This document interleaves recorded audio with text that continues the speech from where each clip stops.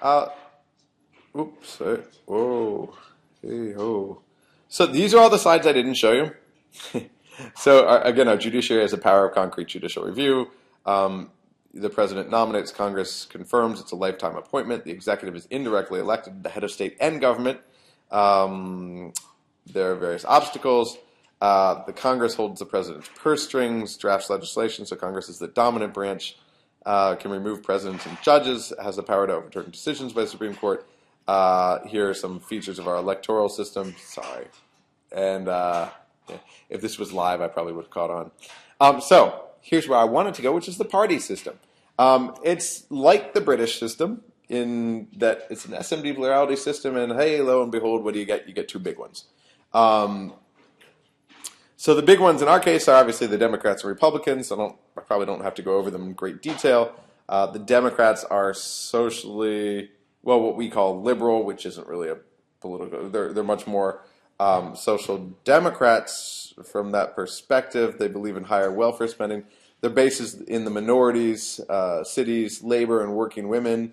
They believe in what I mean by higher spending. They believe in state intervention. So really, at the end of the day, what we're talking about are the Democrats who value equality over freedom.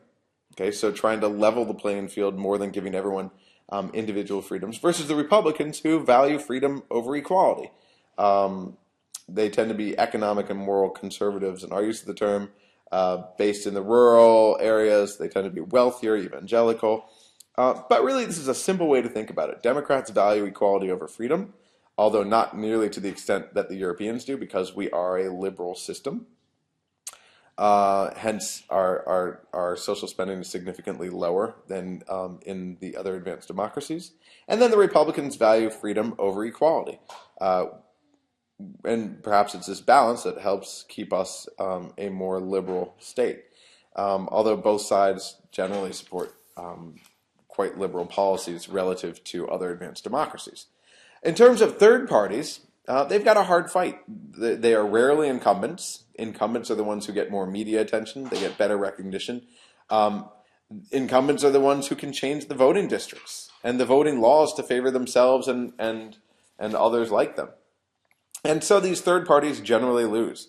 But you do get protest votes. So, lots of people decide that they're willing to, quote unquote, waste their votes on them, even if they don't have a chance.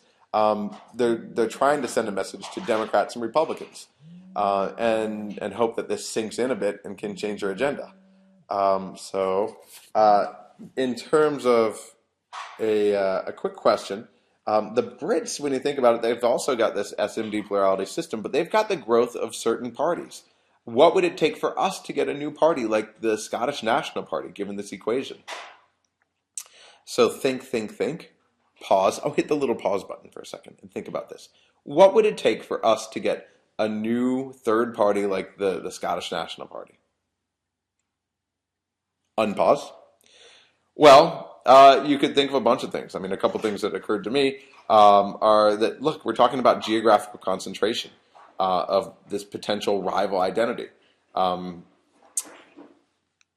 remember, there are lots of types of identities. It could be the Green Party. It could be an environmental identity. It doesn't have to be an ethnic identity. But if you have them concentrated in a given area, you can expect that they might win state seats.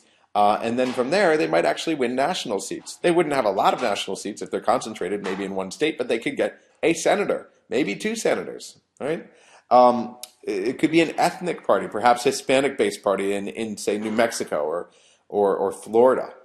In New Mexico, the 2000 census said that 42% of the population is Hispanics. So you could imagine an ethnic-based party just like the Scottish ethnic-based party.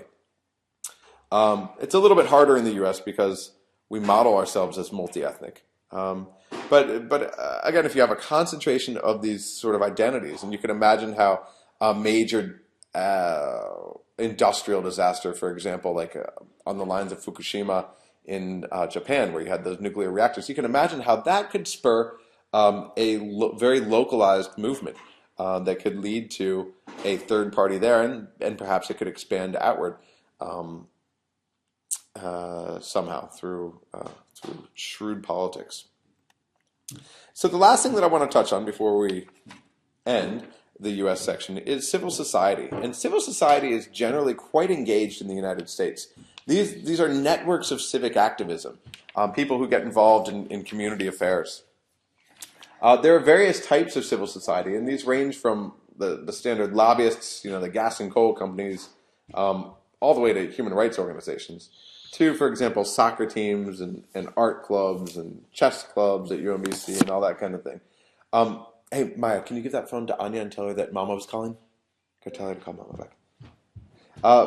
But in the last 20 years or so, we've had lots of reports about the decline of civil society here, about political apathy. And if you look, for example, at unions, our unions are just crumbling compared to what they once were. So that's a sign of it. But you do have other routes of activism, which are still common. You've also got these various complexities of policy. So the people participate by supporting, for example, special interest groups with the expertise and attention which is necessary to influence politics. So these are these institutionalized forms that I mentioned up here. So one group question, which I may well put up here, is the question of healthcare reform.